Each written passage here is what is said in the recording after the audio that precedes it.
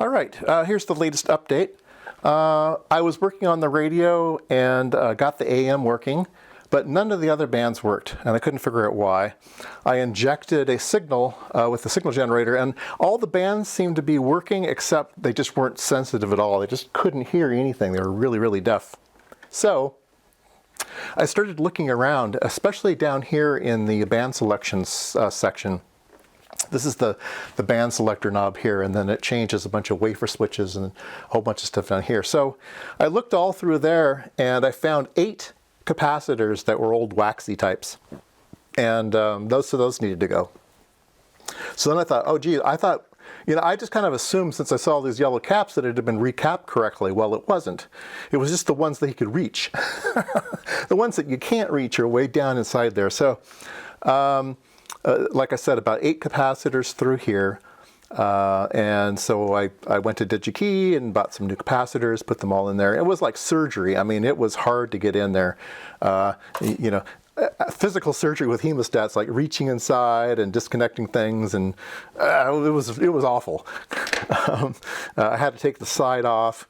I didn't want to disassemble anything else, but I did take the side off, replaced all the capacitors, and then looked around some more, and up in this area there was 3 other capacitors that were waxies, and they all needed to go. So yeah, so lots of capacitors. So 11 capacitors later, it's all recapped, and it all is all put back together. And to all amazement,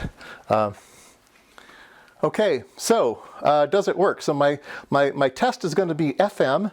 That was going to be the hardest band. That's the highest frequencies, 100 megahertz, and uses the FM portion of the circuit and everything. And yes, it works.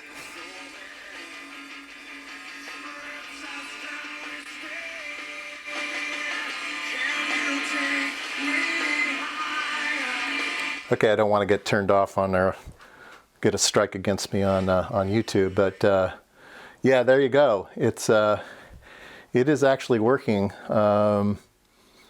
So where do I go from here? Yeah, it's a big thing that I don't want. It's very, very heavy and takes up a lot of room. I have a very small house, and yeah, it doesn't fit here. So anyway, so the plan is to give it back to my friend and say, here, go sell it. So we'll see what happens. But I will button it up, and yeah. So like I said, 8 capacitors down here, capacitor in here, 2 capacitors up here, 1 tucked way up in the corner. Anyway, yeah, it all seems to work now. Well, nice to bring it back to life. All right, here it is, ready for sale. So, not sure how we're going to sell this thing, if it's on Craigslist or on eBay or eBay local pickup. It'll probably go on to eBay local pickup at some time, but it does seem to be working. I'll insert some audio here of it receiving 15 megahertz WWV. Radio station WWV, 2000 East County Road 58, Fort Collins, Colorado, 80524.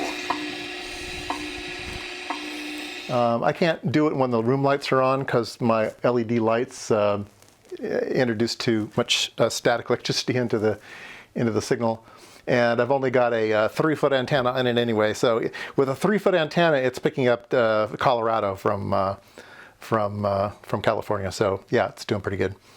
Anyway, there we go. It's been a good journey. Looks like a nice radio. I went ahead and installed a speaker, that little speaker that I bought. I went ahead and installed it. There's already some holes in the top of the cabinet where somebody else had installed something, assuming it was a speaker. So I've gone ahead and put that speaker in here as well, so it works on its own. Oh, we're getting a static here. Let me turn the room lights off for a second. See if we hear anything. Yeah, still some static.